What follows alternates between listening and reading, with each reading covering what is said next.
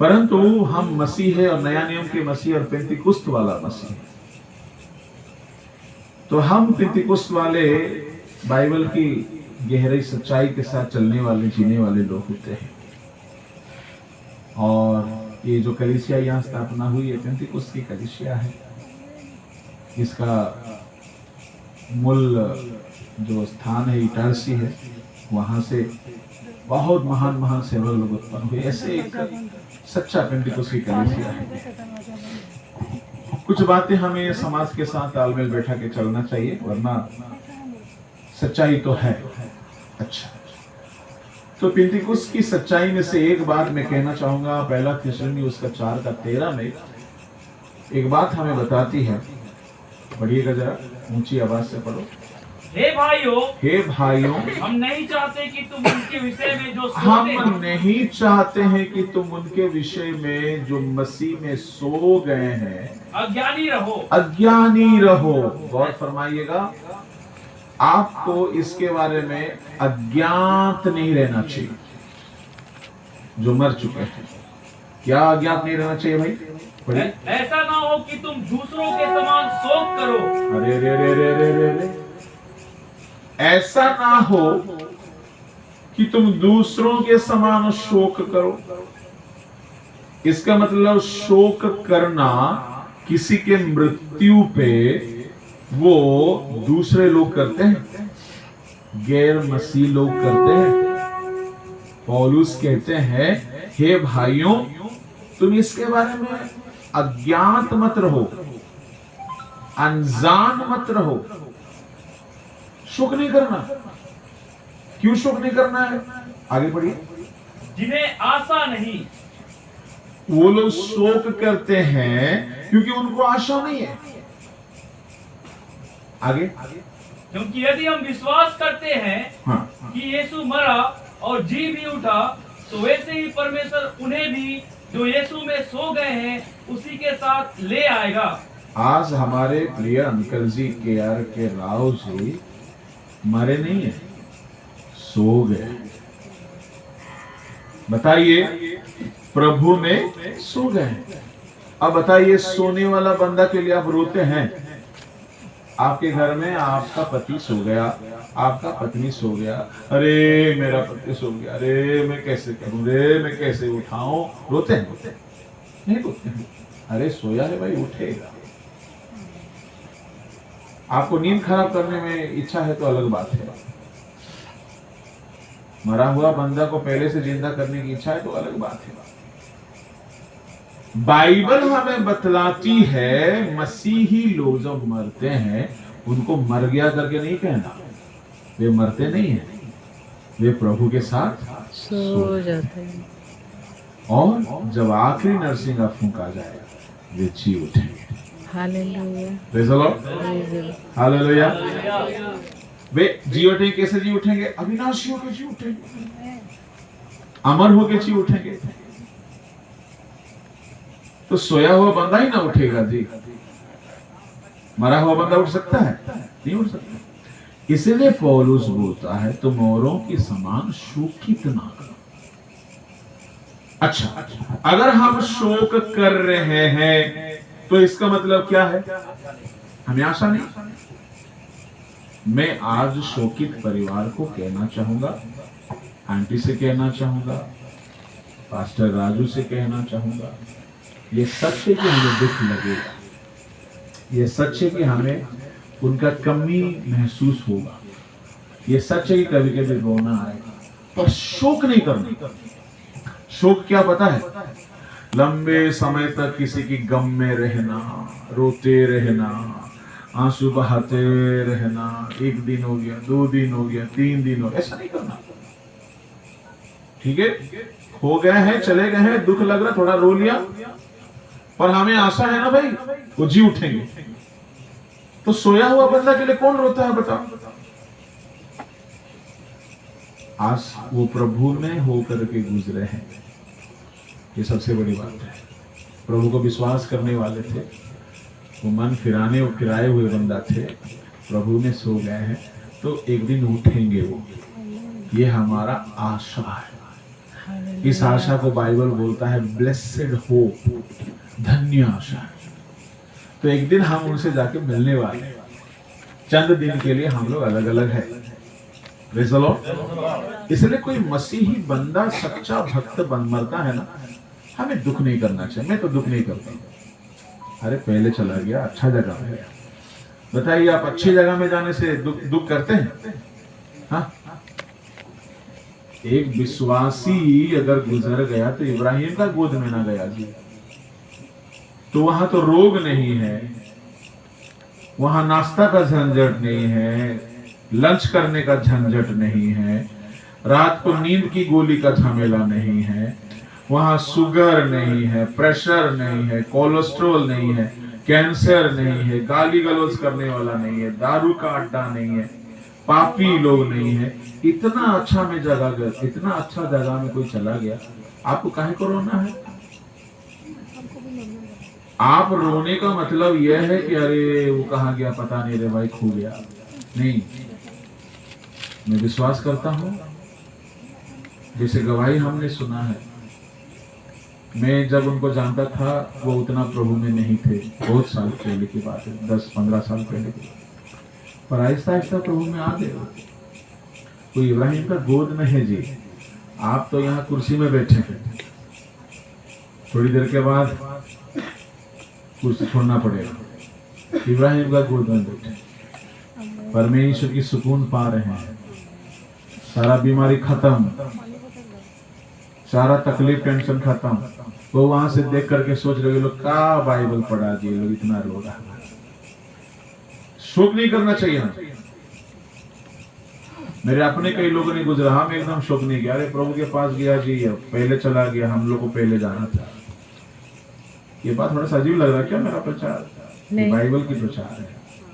तुम औरों की नाई शोक मत करो जिनकी कोई आशा नहीं है। Praise the Lord, praise the Lord, hallelujah, hallelujah. आपको अगर आत्मिक दर्शन की आंखें होता तो स्वर्गदूत आकर के उनको, उनकी आत्मा को लेकर जाते हुए आपको दिखता।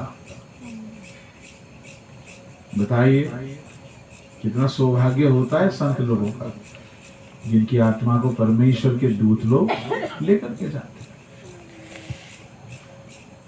और एक बात की हमें आपत्ति है। क्या आपत्ति है? ये जो शरीर को हम गाड़ के आए ना, ये शरीर वहीं रहेगा ना, जी उठेगा? क्या लग रहा है? हाँ, बहनों में से कोई बोलिए, वही खत्म हो जाएगा ना, जी उठेगा?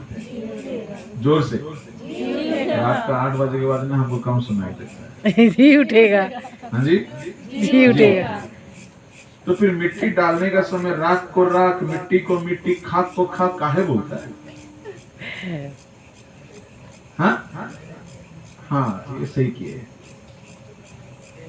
मैं कोरियन थॉमस को अच्छा से जानता हूँ, बहुत तगड़ा पेंटिकॉस्टल मूवमेंट लाने वाला बंदा है, बहुत गजब बंदा। वो सिस्टम नहीं है। ये राख कहाँ राख था? मिट्टी डाल दे राख बोल रहे हैं आप। मिट्टी को मिट्टी नहीं, मिट्टी नहीं होगा, वो जी उठेगा। ये हम परंपरा में नहीं बोलना चाहिए। जी उठने की आशा में हम दफनाते हैं। हे मृत्यु तेरा जय कहाँ बोल के मिट्टी डालती, हे मृत्यु तेरा डंक कहाँ बोल के मिट्टी डालती। हालेलुया, तेरा सामर्थ कहाँ मृत्यु, ललकार के साथ मिट्टी डालने। राख को राख, खाक को खाक, कहाँ राख था? जलाया थोड़ी तो राख होगा। किसी की कही बात नहीं सुनना चाहिए। हमारा जीवित आशा है। Praise the Lord. वो प्रभु के पास आराम फरमा रहे हैं जी। आपका किस्मत उनसे थोड़ा कम, लेट जाएंगे आप, वो पहले पहुंच गए हैं। किसी अच्छा विश्वासी मरने से शोक नहीं करना चाहिए, अरे प्रभु के पास चला गया। कोई पादरी साहब मर गया तो शोक नहीं करना चाहिए, प्रभु के पास चला गया। कौन मरने से शोक करना चाहिए मालूम है? दारू पी के मरा, नाम है पीटर मसीह, पी के टर होते रहता था, मर गया। शोक करो, नरक में गया, तड़प रहा होगा, शोक करो। दाऊद की बात याद है ना? दाऊद अपना बेटा को जिंदा करने के लिए कितना दिन उपवास किया था? 3 दिन, 7 दिन उपवास किया। 7 दिन, सॉरी, 7 दिन में बेटा क्या चंगा होगा जी? मर गया। मर गया तो दाऊद को हम सैल्यूट देना चाहेंगे, कितना अच्छा बंदा है। मर गया तो ज्यादा रोना चाहिए ना। अब मरा होगा जिंदा करेगा, ज्यादा फास्टिंग करना चाहिए। करना चाहिए कि नहीं करना चाहिए? करना चाहिए। पर दाऊद नहीं किया, क्योंकि वो हम लोग जैसा पागल थोड़ी था वो। अच्छा, दाऊद क्या किया? अरे मेरा बेटा मर गया, मैं उसको ला नहीं सकता, अब काहे का फास्टिंग, काहे का रोना, क्यों अब आंसू बहाना, थोड़ी हटाएंगे, उठाओ। अब क्या परमेश्वर ऐसा भी नहीं बोला, नहीं, परमेश्वर दिया है, परमेश्वर लिया है, मारा है, पीटा है, वो खुदा है भाई, उसके घर जाएंगे। उठा, नहाया, 7 दिन तक नहीं नहाया था, बदन में मॉइस्चराइजर किया, तेल लगाया, बोला खाना लाओ, खाना खाया, प्रभु का भवन में गया, गाना गाया, आराधना किया। सारे लोग हैरान है, बेटा बीमार था तो 7 दिन तक भूमि में पेट के बल गिर करके रो रहा था, बेटा मर गया तो उठ गया, खाना खा रहा, चल जा रहा, आराधना कर रहा, क्या बात है दाऊद जी? दाऊद ने बोला, सुनो, मेरा बेटा बीमार था तो मैं कोशिश किया कि जिंदा हो जाए, मर गया, मैं उसको ला नहीं सकता। मैं आज परिवार वालों, कलीसिया वालों कहना चाहूंगा, आप अंकल को ला नहीं सकते, हाँ, पर आप जरूर जाएंगे उनके पास। अब शोक करके, दुख करके कोई फायदा नहीं है। हमारा आशा है वो प्रभु के पास है। खुद को तसल्ली दो, अगर सच में उनको बहुत प्यार करते हो आप, उनके जितने अच्छे गुण हैं ना, उसको लिख दो, डायरी में कहीं लिखो, और उसको मान करके आप भी उन अच्छे गुणों का अनुकरण करो। तो लोग कहेंगे, अरे वो चले जाने के बाद ना उनके जैसा हम लोग को ये लोग दिख रहा है। सबके पास कुछ बुरे गुण भी हो सकता है, किसी का बुरे गुण को नहीं देखना, उनके अच्छे गुण को देखना, उसको जीवन में आजमाओ। अगर वो स्वर्ग से देखने के लिए वहां कोई प्रोविजन होगा ना, वो देखेंगे तो अरे चलो मेरे जैसा कोई तो है। प्रोविजन है कि नहीं वो तो अलग टॉपिक है, पर कहना चाहता हूं, मुझे पूर्ण विश्वास है वो प्रभु को ग्रहण करके प्रभु के पास गए हैं, तो हम भी जाएंगे भाई, मिलेंगे।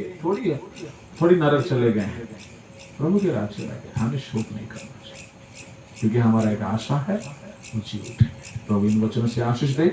आइए मैं छोटा सा प्रार्थना करता हूँ। स्वर्गीय पिता, इस शोकित परिवार को, आपके दास को, मम्मी जी को, दोनों बहनें, दामाद, बच्चे, नाती, पोते, बहू, कलीसिया, सभी को आपकी उस चैन, शांति जो सारे समस्या परे हैं वो दीजिएगा, ताकि वे सुकून और शांति, अमन, खुशी के साथ आपकी पनाहों में तसल्ली के साथ जिए।